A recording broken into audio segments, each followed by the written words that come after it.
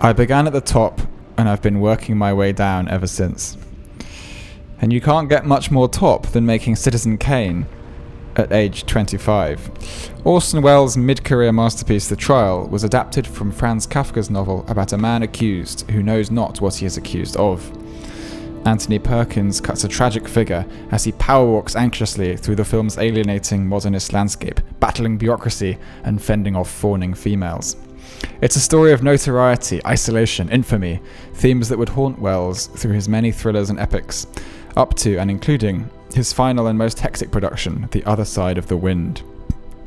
As prodigies age, they often reach sideways rather than up, and this ambitious take on the life of a haunted Hollywood legend was Welles attempting to reconcile the classical with the avant-garde. Beset by financial difficulties, it was never completed in Welles' lifetime.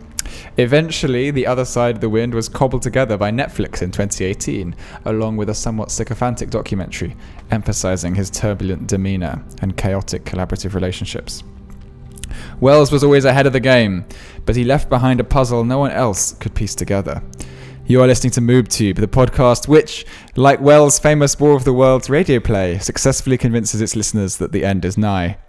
Owen, we know Welles was a heavy hitter, but is he worth the wait? The Other Side of the Wind is a catastrophic and yet beautiful mess. Like any project that's kind of stapled together from tatters after somebody's death. It was almost like a project that there could never actually be, like the fact of its kind of fact of its destruction almost, like is integral to it. Because he was kind of resisting the idea that it was an autobiographical film. He's like, no, madam, this is not an autobiographical film. Because it's kind of about his life as a somewhat scorned artist who I suppose is never satisfied with his legacy, and is trying to kind of face death and his past at the same moment. And his extremely paying Croatian wife. His muse. Yeah. I mean, Orson Welles had enormous sexual gravitas. Like, talk about a man who was basically, yeah, for a man who was basically like, what was it, like a giant bonbon. But there's something incredibly sexy about a very operatically round man, who's very kind of anachronistically, what's the word? Imperial almost. Yes, you know, I often remember him yeah. as being English, even though he's American. He appeals to that. But he has a sort of a slightly transatlantic accent. He was sort of associated with Europe, and he just has this kind of, you know, he's a lot like Oliver Reed in a way, like the drunkenness at the end of career, just not giving a shit in quite an English way. Not giving a shit. Yeah, he kind of goes to rot a little bit in his life, but with such kind of bonhomie, because his upbringing was so kind of confused and chaotic. You know, he lived in poverty for a long time. His father died of alcoholism when he was 15. He kind of lived in flop houses for a bit. He did go to kind of fancy private schools here and there, but he'd sort of come from a relatively well-established family that had fallen on bad luck, right? And so when you first learn about Orson Welles, you assume he's this kind of very patrician aristocrat, but the reality is he's not. And for him, performance and kind of play acting was something that was like it was like a total artwork, because it was part of his life as well. And I suppose even he believed it. Like the way Welles acted couldn't not be like artificial, but rather than seeming fake and kind of pretentious, it's just so good to watch him. Like the documentary, the Netflix one you mentioned, like even though it's really sycophantic and it's got this really kind of like you're having a brain hemorrhage editing style. Which The Other Side of the Wind also has horrible editing style. Oh, totally, because I assume it's the same. And F for Fake, to an extent. F for Fake is quite, I just watched F for Fake before we recorded. Self-aware though, but not this. The Netflix documentary, just despite that, is you know, every time he's on screen, you just light up, because watching Orson Welles be Orson Welles is just fantastic. So one thing I really noticed about the documentary was that so many of these people just didn't know what to do with Wells as a person, or I should say they didn't know what to do without him, because people like Peter Bogdanovich, the camera guy that he worked with, Graham Gravers or whatever, that, you know, they all worshipped Wells, and he helped them out, and he kind of, you know, and often he would betray them. But Wells was extremely, you get the feeling he was a very vulnerable person who was like actually, you know, quite easily hurt and quite, you know, desperate to impress. But like a puppy. Exactly. But the mask he managed to carry was one of extreme godlike. He's gods among men. So, you know, because so godlike. Because he would always play these characters in his films, you know, in terms of playing Cain, in terms of playing Othello, you know, the kind of tragic hero, that was his life. And so it was only natural that he... Or the dirty, scummy villain. Or the scummy villain, you know, always with these fake noses that he would wear, which is an interesting little snippet from... But it's funny to see, like, Peter Bogdanovich, he comes across as really likeable in his youth, actually, because, like, Peter Bogdanovich now is, like, the embodiment of, like, a New York metropolitan kind of, you know, annoying film critic, like, yes. But in his youth, just seemed really fucking game. Like, he's on a level with Orson Welles, and you get the impression when they were shooting The Other Side of the Wind, when you see the kind of rushes where he's like fucking around with Orson Welles, like he's really into it. Like, I suppose Orson Welles expected that. But let's talk about the trial, because where did this film come from? We just decided to...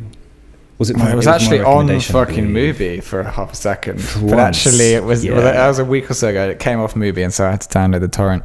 I rented it from Amazon Prime. You fucking cuck. Fucking cuck. I could have sent you the file, mate. You could have sent me a file. No, it's all right. I'm lazy. But I decided, I think I chose it a while ago.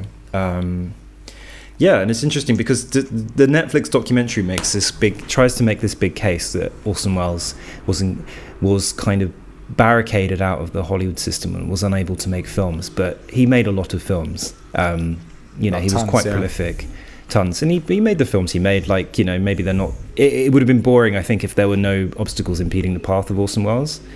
But this was one of the trials. Was 1962, so it was after Touch of Evil. It was one of his last normal films, I guess. I mean, the documentary kind of implies that he actually enjoyed the obstacles, that it was this kind of weird game of paranoia where he would turn up to all these film producers and he'd be like, come on, why don't you fund my amazing project? Why do you fucking fund me? Why do you? I'm an aging genius, and you've given me this a lifetime achievement award. Of course, I've never made anything as good as Cain, but I've got a great project. I've got an incredibly sexy wife, and she's Croatian. She's got little titties, and she's very beautiful, and we're gonna film her. Make out with my wife. He's make out with my wife guy. That's his basic vibe. And he wanted them all to fund his films, and then there was the Iranian coup that stopped my filming funded. The Iranians pulled out. Like, really, just totally. I think there's a real like paranoia thing there. And what I love about Orson Welles, the thing that draws all these things together, and we haven't really talked about the trial yet, but I think it's a good way to tee the trial up. Line up. It's about paranoia. It's like there's an amazing bit where Welles, who plays the lawyer the advocate of Joseph K., the accused. He says, accused men are very attractive. and this is like this kind of duality between like the isolated individual who is under inspection, under scrutiny, who is infamous.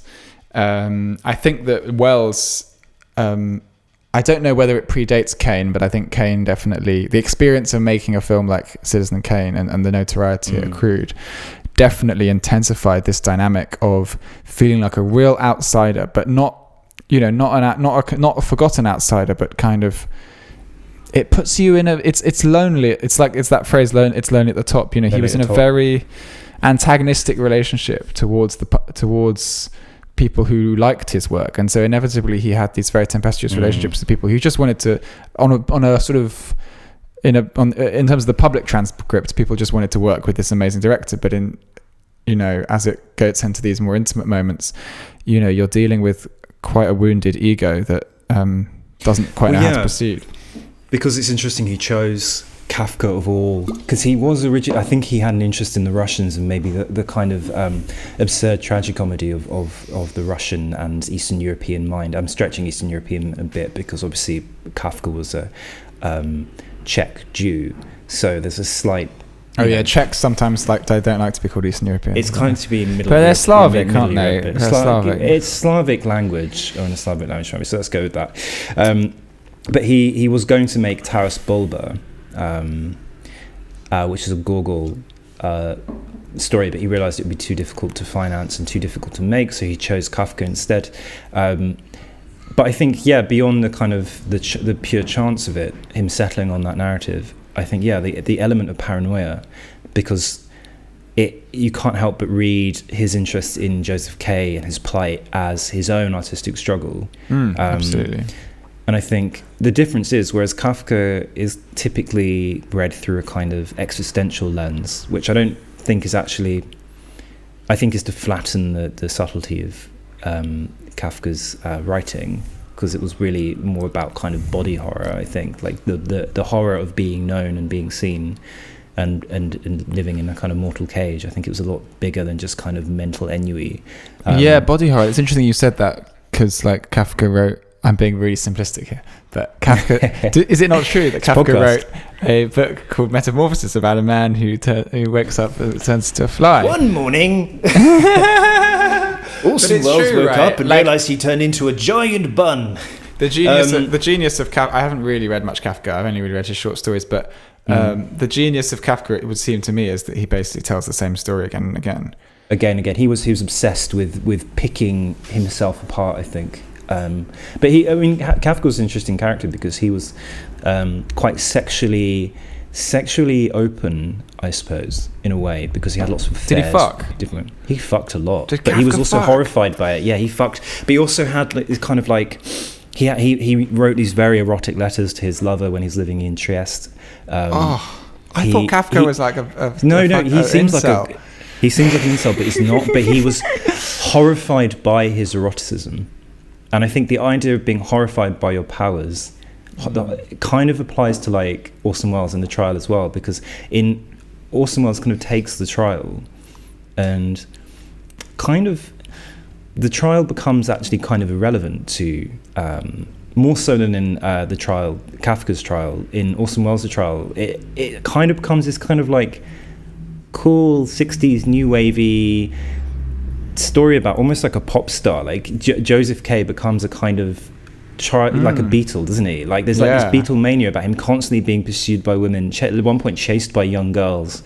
Have you seen season 9 of Curb Your Enthusiasm? I have, but go on. It's the one where Larry gets a fatwa and he has he has a meeting with Salman Rushdie of getting a fatwa fame. Fatwa sex. And Salman Rushdie says, the fatwa, it does wonders for your sex life, and so Larry, who's Jewish of course, ends up picking up this Arab girl, and she's like fucking him, like she's on top and she's like, you dirty Jew, and he's like, because she's Palestinian. She's like Palestinian heritage, and Larry's just like, wow, this is like immense. I think that's definitely very relevant. That energy. It's totally relevant. Larry David should totally be in a revised version of The Trial. Also, 1962. That's 2 years after Psycho, so he must have. Perkins must have been in the public consciousness as very much as Psycho, right? So, and it does take about 10 minutes for you to sort of disconnect from your you lose feeling for him as pretty quickly, because it's such a memorable character in the Hitchcock film. He's a very memorable character in The Trial as well. He's a great actor. It's funny because he always plays that. In the Psycho, you get the sense of Perkins being like, a nasty, manipulative person who's kind of hiding as like a nice person, but then he's kind of nice in The Trial, but like He's suspicious because he's got his own flares of anger and he's got his own irrationality. Like he subjects other people to the same kind of irrational abuse that he is subject to. So it's kind of, when his landlady kind of is just a gossip and is kind of chatting about the neighbor. Joseph K kind of flies into this rage against her, and sort of like kind of harasses her, basically abuses this poor kind of dumb woman, on the balcony, and then sort of like slams his door shut, closes his windows, and he kind of reduces her to tears almost. So he does the same to his niece, who turns up at his workplace, and he refuses to see her and kind of marches off in anger. So he's subject to his own outbursts. He's not like this poor meek creature who Joseph K in Kafka's book is. He's actually a much more volatile and complex protagonist, which makes him interesting to watch because it's fun to root for him and also to see him kind of be destroyed in a way.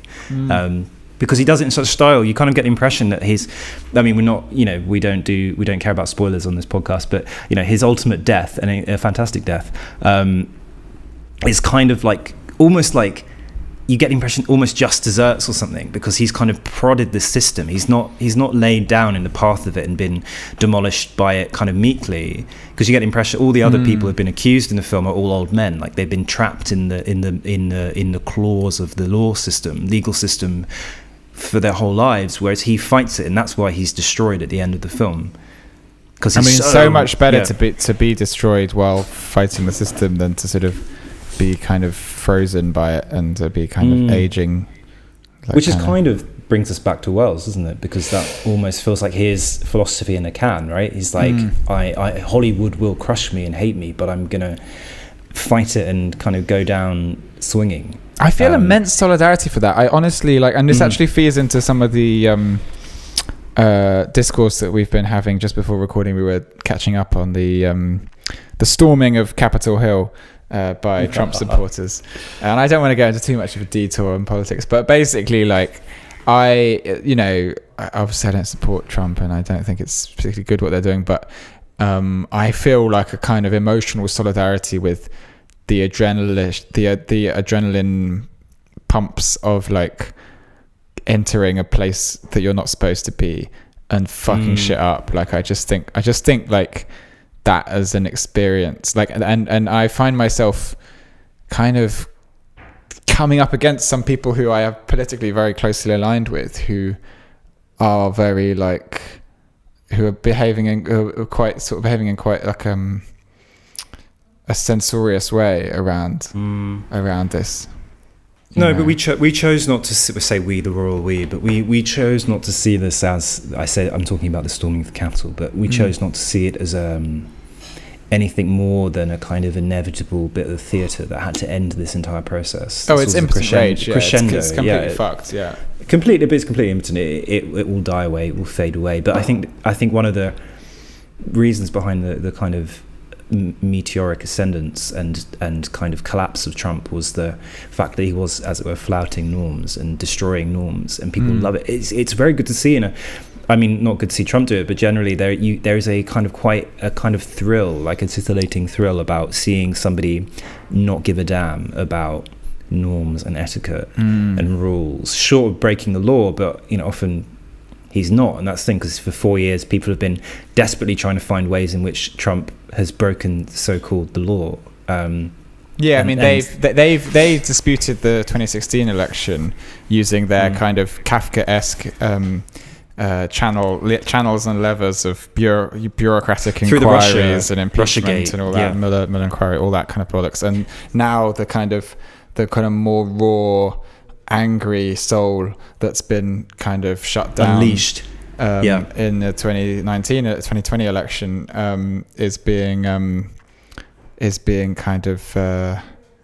is challenging the result in a very different way. It's interesting how you, but it amounts to the same thing, I think. They're both responses to violence. They're like for like, aren't they? And so in a way, there's a kind of hypocrisy about singling out the Q Trump phenomenon when it has a perfect twin in the insane conspiracy theory around Russiagate. Liberals were so convinced that Russia had actively kind of, Trump was their Manchurian candidate, and they had given him the throne through kind of electoral manipulation. and that was obviously a complete crock of shit. Yeah. But they clung onto it, and it's a complete like for like. It's but it was a like more the socially balance is acceptable restored. form of denial, because it was bureaucratic. Whereas obviously storming Parliament with loads of tattoos and dressed as like a bear or whatever is obviously like not socially the acceptable shaman. and like very The very cool like shaman. very like so inappropriate that you would do that. But it's the same fucking thing, And actually, I'm more scared of sanitized violence. I'm more scared of violence carried out by bureaucrats, carried out by people who are scared of actually confronting the people they're totally. committing The the violence idea, towards. there are worse violences happening every day, but they're buried in paperwork and in ledgers, and they are much more destructive, and they lead to the deaths every year of millions of people. But they're completely permitted, right? And I guess, again, like, to take it back to the trial, that is kind of a parable of that. And the more Kay kind of flails, he questions the logic, and he questions the way things are in the film, the more he kind of comes against these kind of absurd little nests of insanity, which these are all kind of weird perfectly buried in interrogations. Also, by the way, before we drift away from contemporary politics, you know what Donald Trump's favourite film is? Go on. Citizen Kane. Is it really? Yeah. Is that even? That's not a bit you're doing. That's No, it's not a genuinely. bit. I'm not Well, surprised. it's like He's got good taste. It's very much. It's like a very Trump film.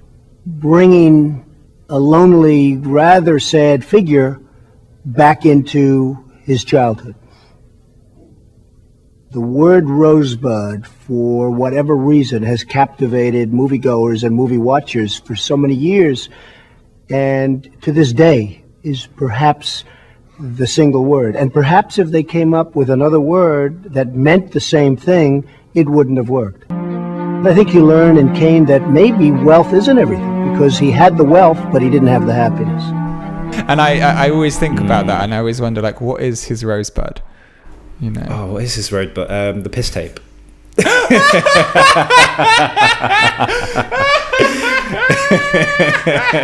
Remember that? It was very nice. It was a beautiful memory. I just beautiful remember memory. it trickling across my leg. my mound of flesh. Piss bud. Just as his dying words will be the name of some fucking prostitute And then he hired the- that night in Russia or wherever. The cassette, the VHS tape flows away at the end in a stream of piss, fade to black. But no, it's interesting because the trial is great. Like the Netflix documentary we talked about, kind of again implies it makes this really heavy-handed effort to say, oh well, Wells made the trial.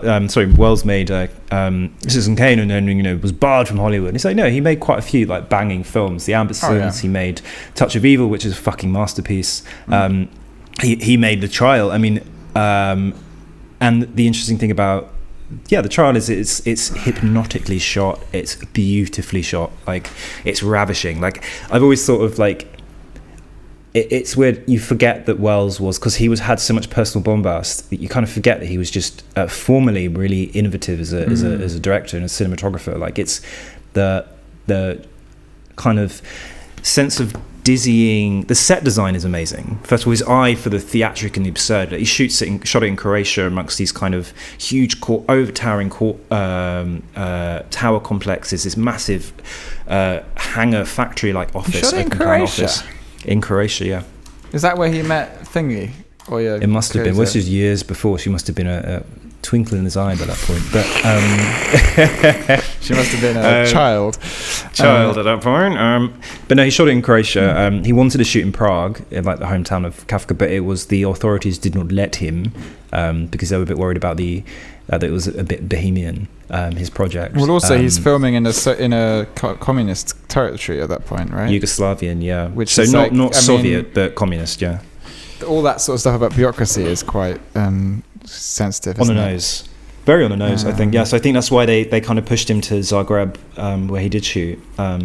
Less in the eye, I think. And the weird thing is, it's very beautifully shot. It kind of contrasts these big barren wastelands with these tower blocks, these kind of monstrous tower blocks, and then these kind of huge erratic court buildings, and also staterooms that are full of rotting mounds of paper, the packed assembly hall of the courtroom itself, which is filled with like hundreds of people.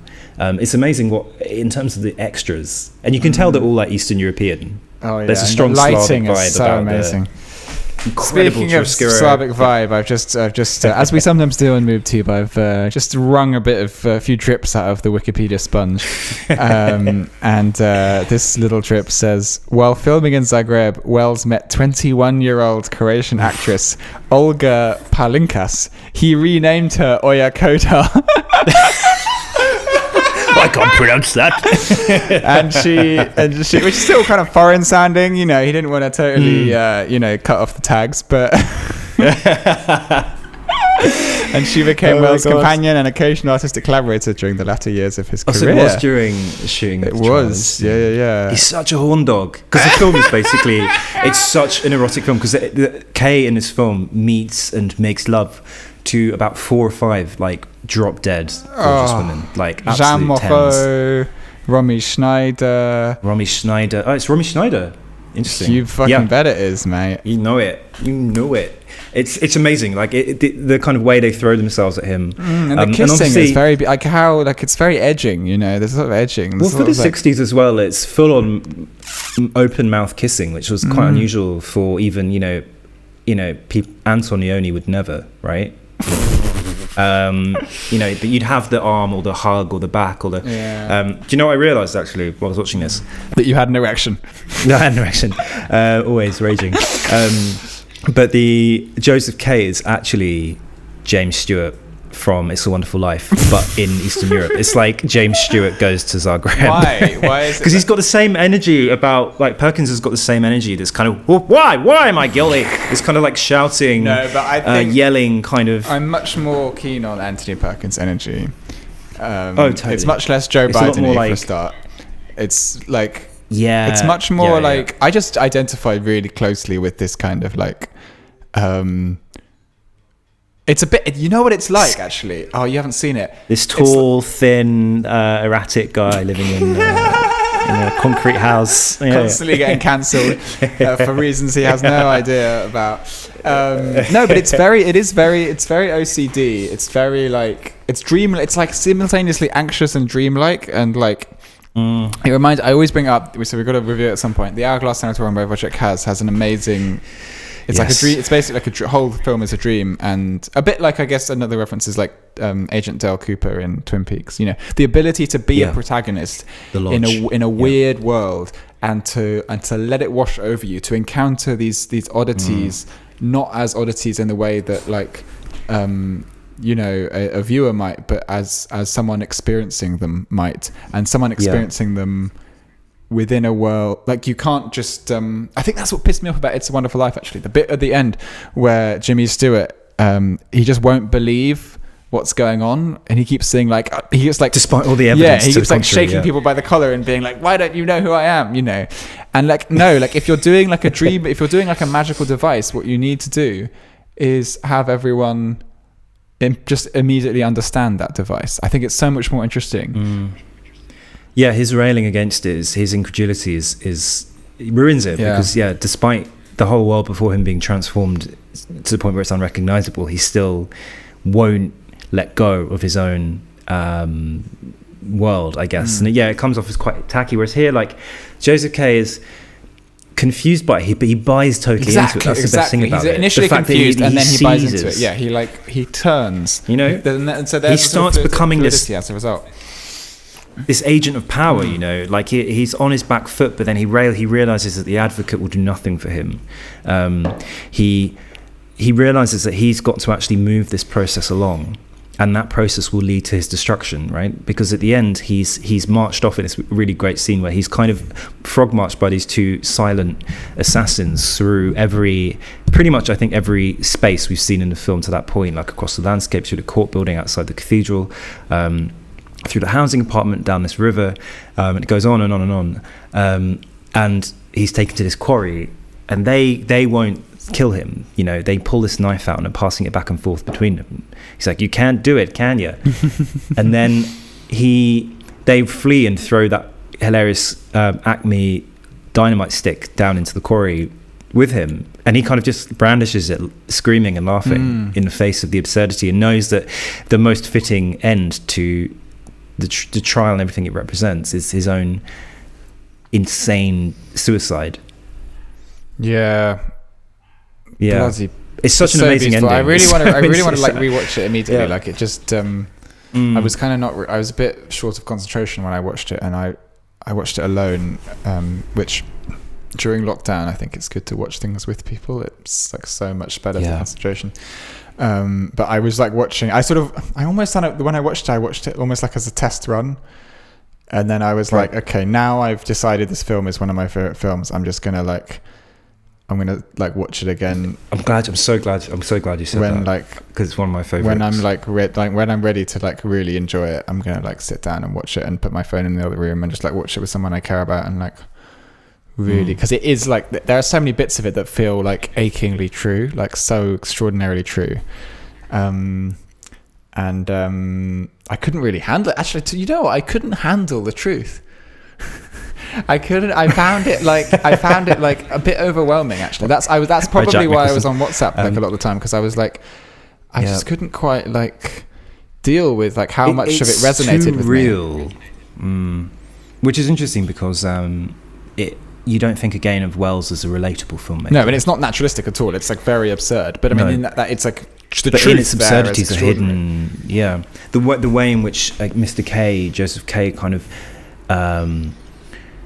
is abrasive against his environment and his nervousness, and he plays it with a real kind of sang-froid, throughout, before he kind of loses his shit. But his edginess and his kind of stomping around, and the fact he kind of, even the way he kind of gets dressed before the policeman who've stormed into his room, is great. And there's that really great scene when they're kind of quibbling over language, the ovular circle, and the phonograph that they mispronounce as pornograph. And he keeps bringing it up, and he's like, unless you've got a dirty mind. And he's always kind of wrestling moments of control, and it's kind of that's life, baby, just kind of trying to seize from the flood of confusion of life, trying to seize these little victories and moments of clarity. Is incredible, and Orson Welles is great in it. Orson Welles provides this kind of this gravitational core in a way, but then he's quickly dismissed. He doesn't really dominate. I thought we'd see a bit more of Welles in it, and he's great when he's on screen, but he made the right decision, I think, not to dominate. The proceedings too much. In a way, he has a very erotically charged scene with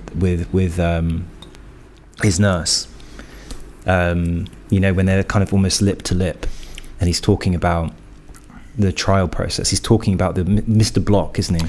I feel alright about aging if I can just have like incredibly hectic sort of daddy energy, big daddy, and just be like Orson Welles. I think that's fine. I think I'm waiting for that. Really, to be honest, I haven't grown into it yet. It take a lot of growing. I mean, he's a very large man. I'm never going to get fat, though. I watched this film. But I think you can do it. That's the problem. You can do it while being skinny, Or maybe you need to be fat to have that energy. No, to be that round, to be a big jovial, to be a big old jovial ball, you need to, it's difficult. But you can claim some ownership of that, Well, should we go on a bulking diet? Should we start doing this like mad protein shake? Calorie enriched. Then we can really earn our name, really MoobTube, by actually having some moves. I'm sure he had fucking. I think he probably had bigger breasts than his wife, to be honest. Almost certainly. My bra or yours.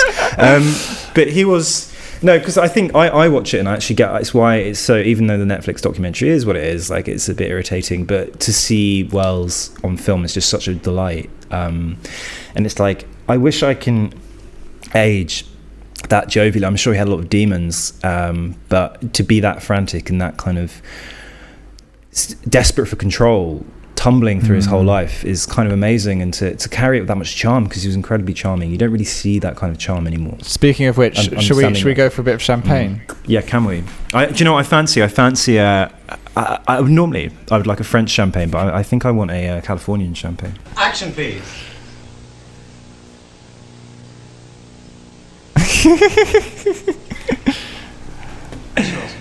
Action, Orson. Just do anything. Just do anything. Sorry, yeah, rolling. 102, take 2. The French champagne has always been celebrated for its excellence. For its excellence. There's a California champagne by Paul Mason. Inspired by that same French excellence. It's fermented in the bottle, and like the best French champagne, it's vintage dated. So Parmesan. Cut! Shut up, Wilson. Enough, Orson. Action, please. French champagne has always been celebrated for its excellence. There is a California champagne by Parmesan. Inspired by that same French excellence, it's fermented in the bottle, and like the best French champagne, it's vintage dated. So Parmesan's. Cut. It's like when podcasters have to do like adverts for like erectile dysfunction pills Squarespace or mattresses. Yeah, Casper. It's what I love. He did a lot of commercials. I presume to kind of fund various bits of films, and kind of one strap another. He did a lot of champagne commercials, cigars, and that kind of shit. This kind of iconic. What we were playing is Orson Welles sitting. It's a very kind of 70s setup as an advert. He's just sitting at a table in a restaurant. There's a man and woman kind of standing slightly awkwardly to his right, holding a bottle of champagne. Smiling kind of nervously while he tries to get out these lines through his kind of fog of alcohol. Just do anything? Sorry. I think about this video every day of my life and how I've been the last 6 years. Yeah. I love the fucking It's so good. And normally I'd see a video like this of someone and you'd feel kind of a sad track, like watching Amy Winehouse, But there's none of this. It's just so jovial. And he's like, just do anything. Because he's referring to the fucking actor. The other actor is this. It's his line first, is it not? 102, take 3. Action, please. The French champagne has always been celebrated for its excellence. There is a California champagne by Parmesan. There is a California. Inspired by that same French excellence. It's the old world, isn't it? Kind of the dying throes of the old world. They don't make him like that anymore, do they? They really don't make him like that anymore. I wonder if he did have children, I believe. Because one of the children is in the film, in fact, in the documentary. Fuck, I wouldn't want to be. Oh, imagine child. Growing up with him as a father figure. I imagine he was quite erratic and difficult as a father figure. I'm completely projecting. 3 children, including one of them has a Wikipedia page. Beatrice Wells, former child actress. Yeah, she must be traumatized as fuck. She's 65. Parody. Do not sue us. It's not libelous to say someone's probably traumatized. Trauma is a very abstract notion. In a way, we're all traumatized. I think we are. Can we talk a bit about, in the dying throes of this pod, or the last 20, 50 the vinegar strokes of this minutes? pod, yeah. Can we talk about the Netflix documentary and the film The Other Side of the Wind that it covers? The Netflix documentary is called They'll Love Me When I'm Dead, and the film The Other Side of the Wind is this kind of, it's very experimental, and it has this really hectic editing pace, which is a bit like I also want to talk a little bit about F for Fake, because we've both seen it, and I just saw it very recently, which is a documentary about art forgery, which and the idea of truth, and he kind of as a narrator he sort of plays with his own unreliability, so he performs a bunch of magic tricks. He has an amazing sequence where the much aforementioned wife Coda walks down a street, and he kind of uses a telephoto lens to capture all these blokes kind of eyeing her up. Meanwhile, the camera itself eyes up, is like mostly focused on her like pubis, kind of, and her buttocks kind of like pushing up against her skirt. So it's like a kind of, it's like an essay film about truth and about forgery, and it contains these kind of anecdotes about Picasso and about various about this guy what's his name? Elmire. A famous a famous art forger. Art forger, yeah, and he has a biographer called Clifford Sterling, who he gets into a big beef with. Somewhat reminiscent of Other Side of the Wind, which is about a film director who's kind of got lots of stories being written about. Yeah, he muddies the water between forgery, deception, magic, distraction in its various forms, and obviously he's talking about the cinema really, and the lens as a kind of vehicle to achieve these ends. You know, all theatre, all performance, all acting is a form of deception, and he kind of finds a weird kind of beauty about it, right? He's trying to showing the magician's tricks behind the curtain or the cloak in his case. It's very good. So I got so confused watching this film. F is for fake. Yeah, he did it. So Clifford Irving did a fake autobiography of Howard Hughes. Yes. Who's a millionaire, a reclusive millionaire, a business magnate and a pilot. Which I didn't really pick up on all that stuff very well. But Irving was investigated for this book he wrote about Hughes. That's it. But that all happened... That happens in the film, though, doesn't it? Yeah, exactly, right? Because the film so I'm just repeating is 1973, so it's like directly after that. It's while that's happening. So it's all about these various fakes and forgeries. And I guess, again, it's kind of... I think it's basically Orson Welles processing his own imposter syndrome, essentially. He's like, how is it possible that I have such a fucking paying wife that everyone wants to look at? Also, like, how is it possible that you can create a work of, like, supreme cinematic genius age 25? How is it possible that people treat me the way I do when I'm just, like, a rotund git? Like, he's kind of, like...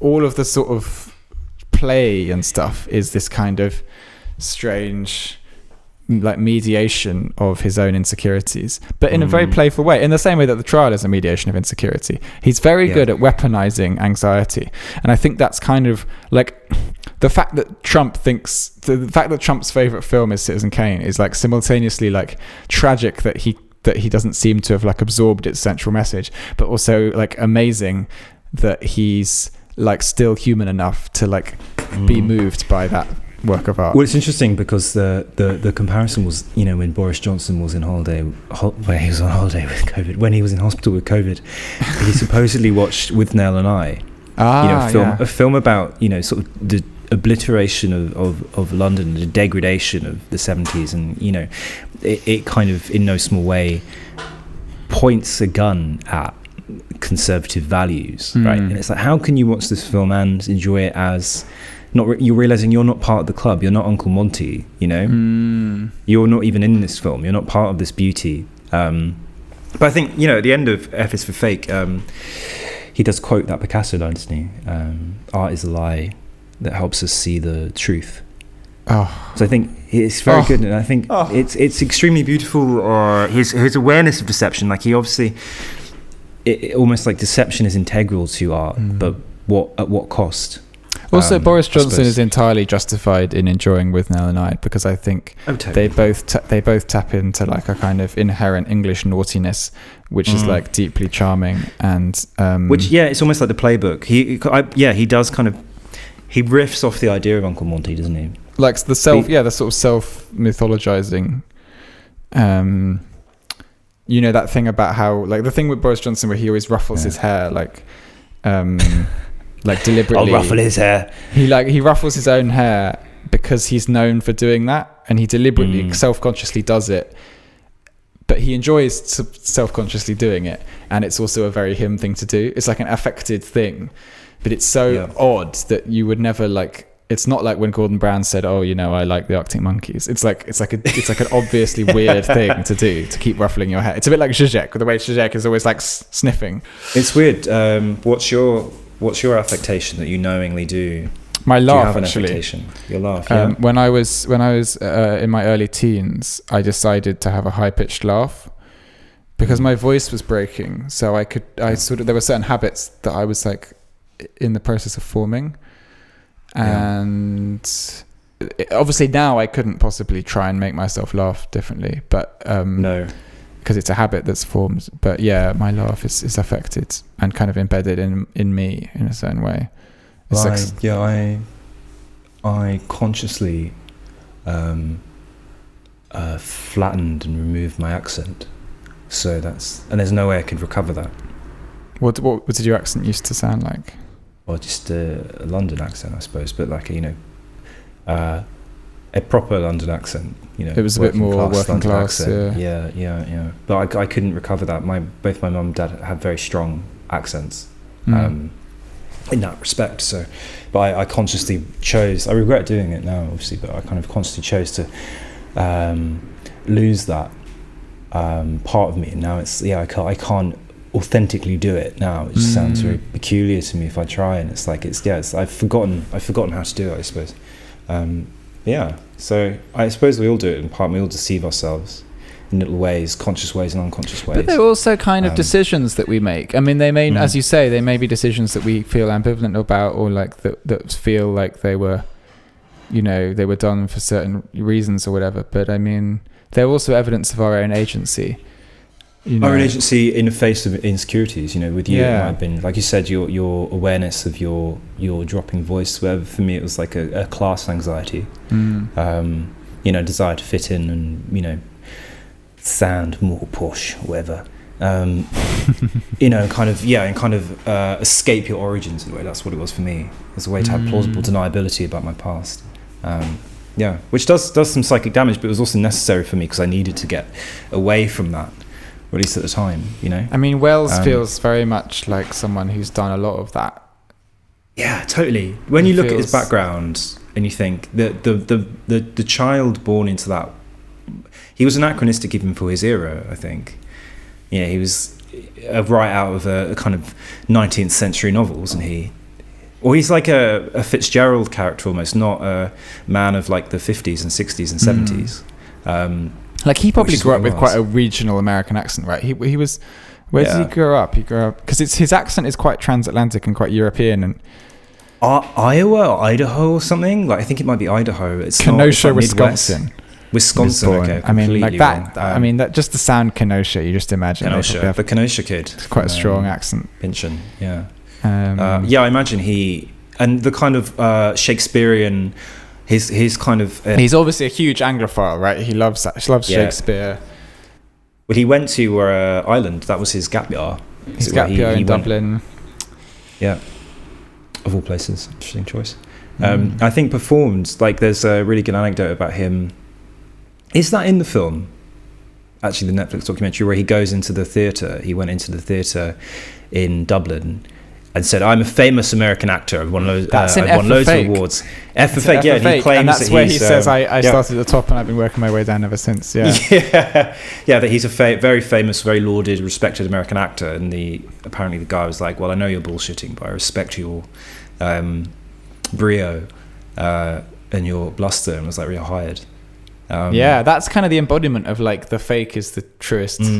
The truest representation, because it was true to who he wanted to be, and it's true to the identity and the project of Orson Welles as a person, and it fits in with all of the films he made. Sort of Othello believes he's an outsider. Othello is a literal outsider because he's a black man in the Venetian army in the 1500s. Can't believe Orson was blacked up to play Othello. He did black up, didn't he? Cancelled. No, I mean I don't care, but it just sort of. At least he's blacked up fewer times than Justin Trudeau, to be honest. It's just kind of like it's like quite a. I mean, you just would write. He rides as a cultural figure. He rides that out totally. Well, actually, look at it again. He plays Don Quixote, another outsider, man who performs the life of an anachronistic knight errant when he's not, and that's already outdated by the time he's alive. Like all of his films are about these outsider figures. Oh, he definitely has solid eyes for the outsider. Yeah, completely. Yeah, he's a true outsider artist. On that note, I think we've gone clear. I think we've done it. Yeah, we've done it. We peaked. Thank you for listening, listeners. Next week we will be reviewing. Hourglass Sanatorium. Yeah, just keep talking about it. So I keep talking about it. So I'm excited by. Yeah, let's do that. It's an amazing film. Decision made. All right, stay safe, kids. Peace out. Peace and love. Sweet. Okay, cool. Bye.